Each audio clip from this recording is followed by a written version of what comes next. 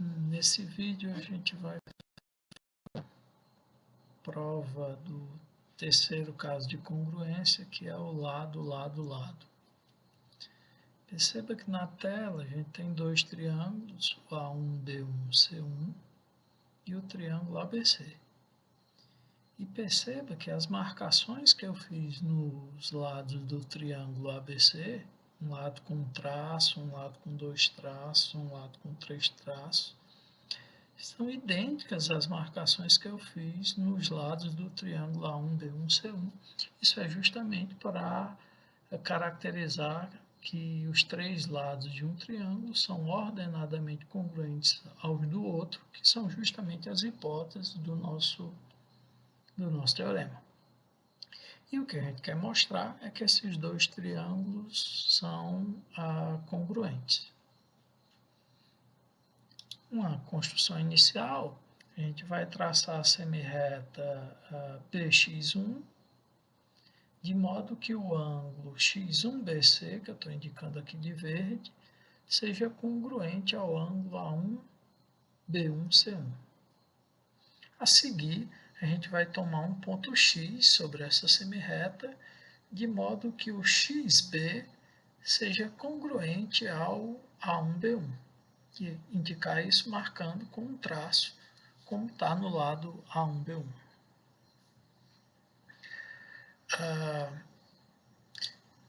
Perceba que o triângulo A1B1C1 e o triângulo XBC, eles têm alguns elementos em comum.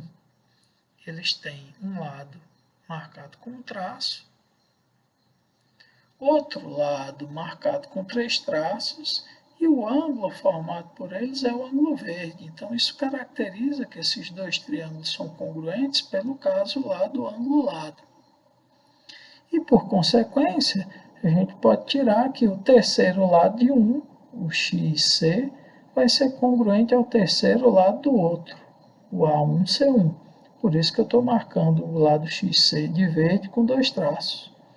E uma outra consequência é que o ângulo que no triângulo A1B1C1 está oposto ao lado azul com três traços, ele vai ter que ser congruente ao ângulo que no outro triângulo também está oposto ao lado azul com três traços. Por isso que esse ângulo no vértice X foi marcado de vermelho, assim como está lá no ângulo no vértice A1. A seguir, a gente vai traçar o segmento de X até A e vai dividir a figura em dois triângulos isósceles. Tá? Dos resultados que a gente marcou por X5 e da hipótese 1, eu acabo tirando que o XB é congruente ao AB. Então, esse triângulo ABX ele é isósceles. Da mesma forma, por transitividade, eu vou ter que o CX é congruente ao CA. Então, o triângulo CAX também é isósceles.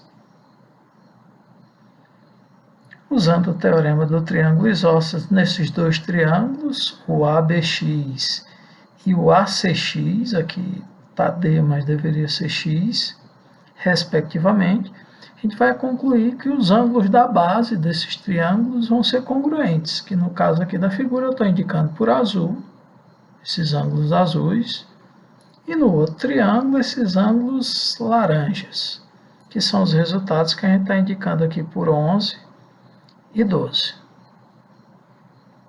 Bom, mas perceba então que se eu somar membro a membro essas duas aqui, é o mesmo que somar esses dois ângulos com esses dois ângulos aqui de cima.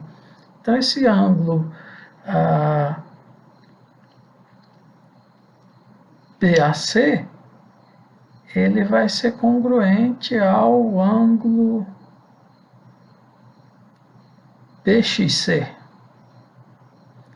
Só que o BXC, ele, lá no resultado 8, ele é congruente ao BA1C1. Então, se a gente pegar os resultados 13 e 8, ambos falam do ângulo BXC, eu vou, por transitividade, chegar à conclusão que BAC é congruente ao ângulo B1A1, 1C1.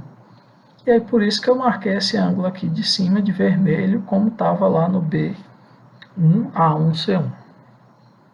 Agora a gente volta a analisar os dois triângulos iniciais.